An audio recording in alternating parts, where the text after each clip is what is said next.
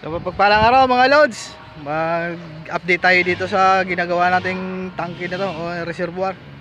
So maraming tubo, pambrace natin sa gitna ito. Tsaka tingnan natin itong ginagawa dito sa gilid. Yun, halos matapos na rin yung napakahirap na pormahan dito. Tapos na yung porma, ang bracing na lang. Ayan, nagdadagdag lang tayo ng mga brace niya sa taas para hindi may buga ng concrete na ilalagay natin. Ayun, yun yan loads, doon yan ginagamit yung tubo na yan sa loob na yan. Yan yung gagamitan yan, yun, yung mga naka ano na yan, naka brace na yan. Nakapalagay na rin tayo ng mga bambakal dito para pagka natapos nung buhos yan na yung kasunod natin, yung taas na to. Malalim yan loads, mayroon pang ano yan, mayroon pang 7 feet yan na kulang sa buhos. Yung mga nagbabakal natin, malapit na rin matapos ito. Ito na lang, hanggang dito na lang yan, mga 20 feet na lang ito. Siguro mga next week bago mag New Year, mga pagpabuhos na rin tayo. Ito, ayan, meron na rin forma yung ating balon. Yung mga naglalagay ng bracing. Okay.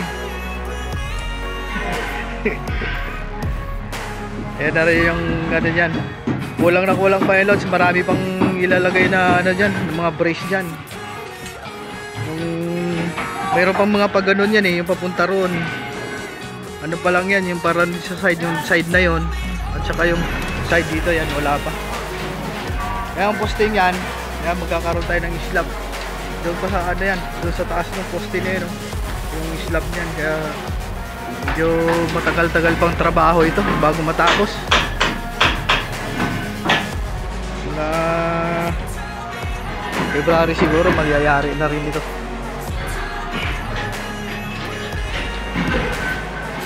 Yung ating ginagawa ngayon, yan, wala lagay ng mga ano ito, bakal ito para dyan sa ating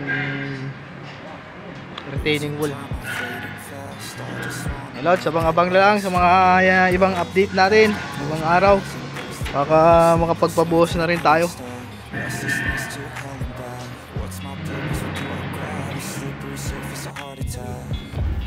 Yung loads, malapit-lapit na matapos tong brace sa loob na to. Ayan na yun siya, oh. Yung may ginamit natin na mga tubo dyan 100 piraso yung lahat yan. Ang clamp dyan halos umabot na ng 300 dahil sobrang dami ng pinaglalagyan ng clamp. Yung mga next week siguro loads, mahabubuhusan na rin to. Baka biglang abutan ng ulan ito mahihirapan tayo magtanggal ng mga forma na yan. Guguho yan ang lupang yan sigurado. Pagka yan gumuho, yun na yung malaking problema yan. Sabay na buhusan yung loads, yung wall at saka yung flooring yan para maiwasan yung cold joint na tinatawag. Dahil ano yan, tangke talagang dapat na may isabayan. Kung pwede nga lang may isabayan hanggang taas, sasabay. Kaya lang sa 4 boards pa lang mauubos na yung budget natin.